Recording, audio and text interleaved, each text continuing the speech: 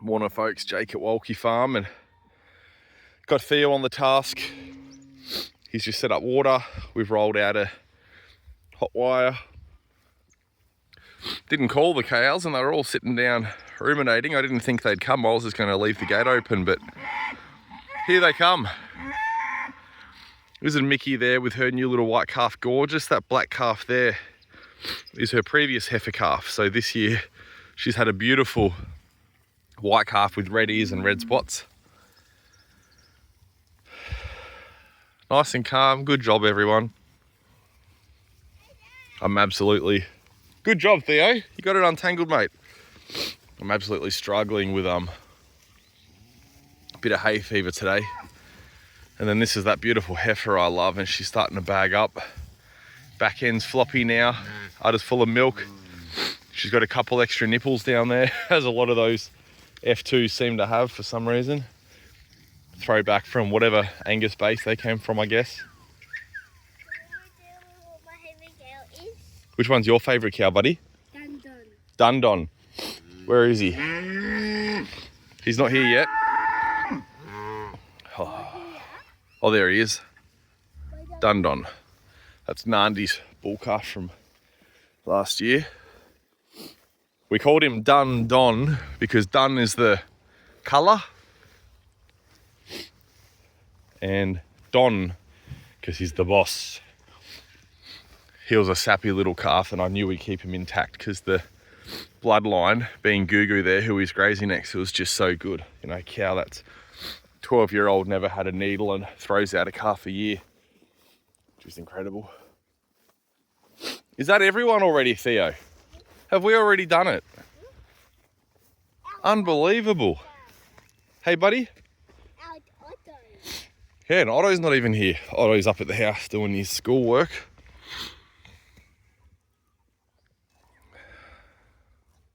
Just loaded 10 pigs to go to the abattoirs this morning, so I've got a guy driving them down at the moment, pick them up on Friday.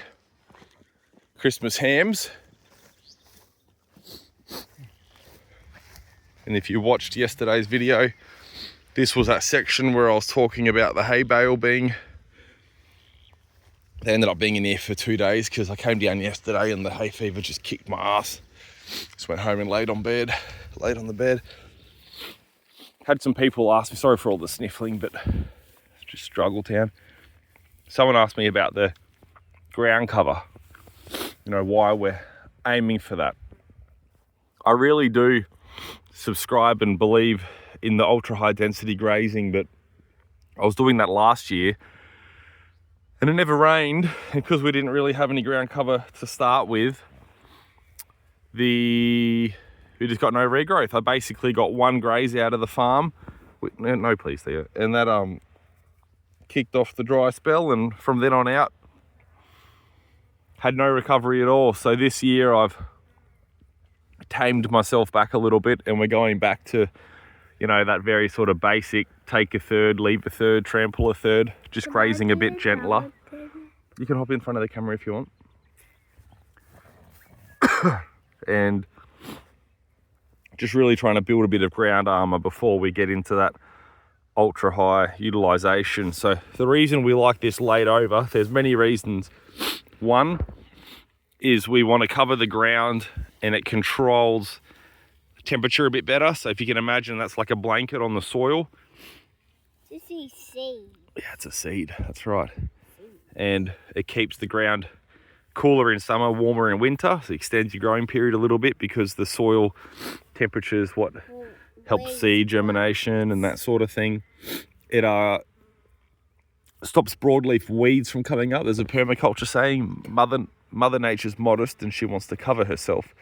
So if you have big patches of dry, bare ground, that's where you'll see a lot of these succession plants like Cape weed and Patterson's curse, and just those broadleaves with a taproot generally, and the plant matter spreads out really quickly, trying to cover that bare earth because nature abhors that sort of emptiness. And those plants play a role and they're fine, but they're low value. They grow really quick and mature really quick, and you know, they're not the best use of meterage for putting weight on cows. So, you know, if you have ground cover like this, you'll never get any of those sort of broadleaf weeds. Another one, very nice. And then also this is creating litter on the ground for bugs to eat. So worms and different microbes and things can come up. You can see that sort of nice aggregated style.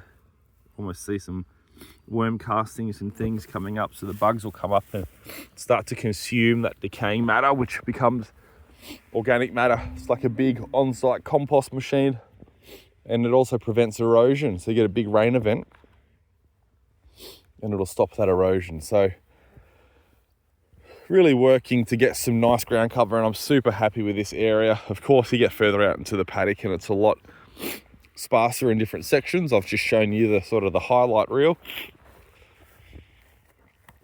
I don't have my chart in front of me, but this was also a hay bale.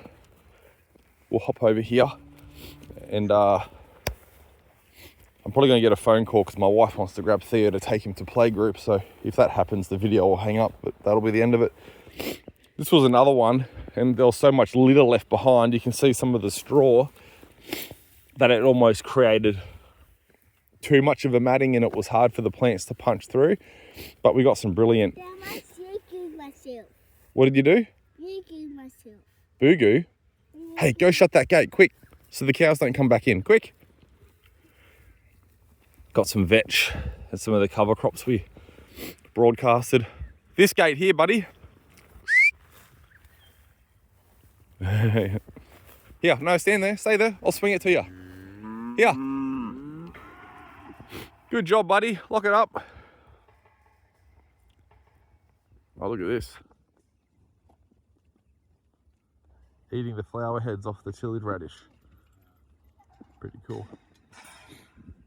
The cows will be in this, oops, sorry guys. The cows will be in this paddock in a bit over a week. They've probably got 10 days rotating through the pasture I've got them in now. So this will have a bit more time to mature. You know, there's obviously very low plant density here, but look at that.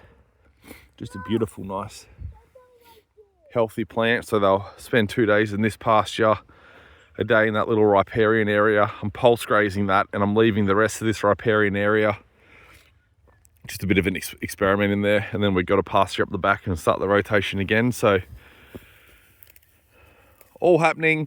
Bit of rain forecast now. That's a nice big one. If you pick all my grass, there's going to be nothing left for the cows to eat.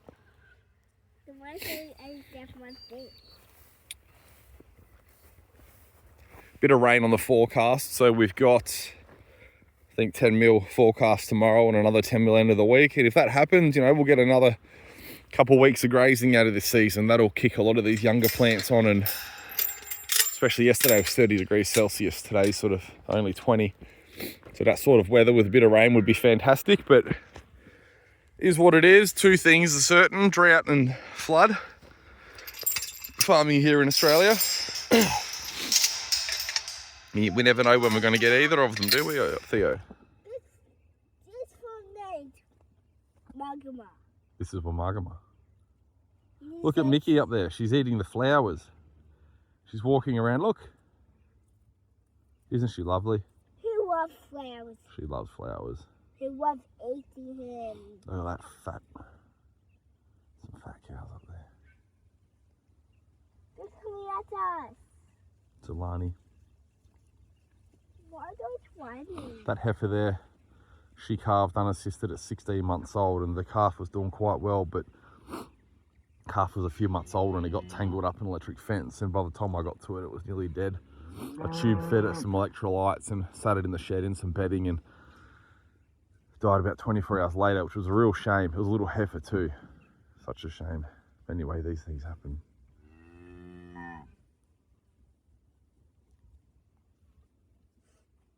They're looking nice at the moment. How's that for a duo? Alrighty guys, you have a good day.